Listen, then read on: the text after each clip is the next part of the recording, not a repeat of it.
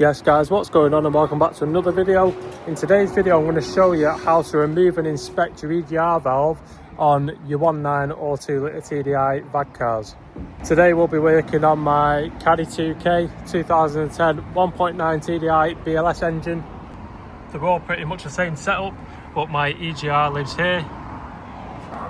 So first thing I'm going to do is remove this clip so this pipe is out the way, and probably undo the T30 down there as well to give us a bit of play in the pipe so it's not always hitting it while we're trying to take it off. Then I will try and tackle the plug at the back, take out the Allen key bits, or they're not Allen key bits actually, they are multi-spline bits. So get them three removed and then we'll get the EGR unit out. We'll have a look and see if it is the fault that I think it is. Basically I've got a sort of boost leak noise, but it's not actually a boost leak because after 2.5k it's fine. So I think my EGR is stuck open. So I've removed the clip from here, just got a flat head, put it through, pulled it towards me. I'm going to go ahead and take this T30 out now, and then hopefully we have play in this and we can just move it to the side. So I've actually removed this pipe completely. I've taken it out of the intercooler there. Look at all that shit and oil. So next step is to remove the throttle body, then the EGR's in the middle, and we can have a proper look at what's going on. So I've got these two bolts out, there's one bolt left holding this in. I'm going to go ahead and unplug it first and then remove the final bolt, which is down here. So we can actually leave this plugged in guys. That plug is very tight and I don't want to break it, so I'm going to leave it plugged in and just move it to the side here. Now I'm going to go ahead and attack these three bolts and then get the EGR off. And we also need to undo it from down here as well. You can see the pipe there, we need to undo it from there. Update for you guys, this is a shit job. You decided to put that bolt down there, right?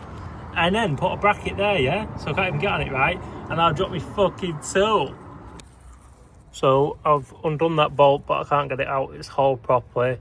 So I'm gonna work on getting the bottom of the EGR free, and then we can grab that bolt at a later time. I've already unplugged the EGR from here. It's on the same loom as the throttle body, so that's all out the way and pushed to one side. For this other bolt right at the top next to the cat, I've had to come underneath the van and undo it. There's no way you can get it from the top, but there's a direct access from underneath the van. Now all the bolts are out and the plug is unplugged, I'm just going to pull this unit out.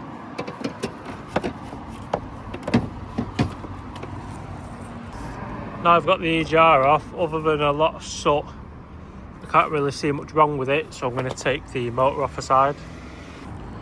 So here's the EGR in pieces. As you can see, it's not stuck open, which I thought it was. However, it may still be weak, and maybe it's sticking open as soon as it's plugged in, I'm not too sure. But I've actually got an EGR delete to fit, which I'll be doing in a different video, so this isn't going back on. I hope you enjoyed the video guys. I hope it helped some of you at home do this yourself and inspect your EGR instead of paying for a garage to do it.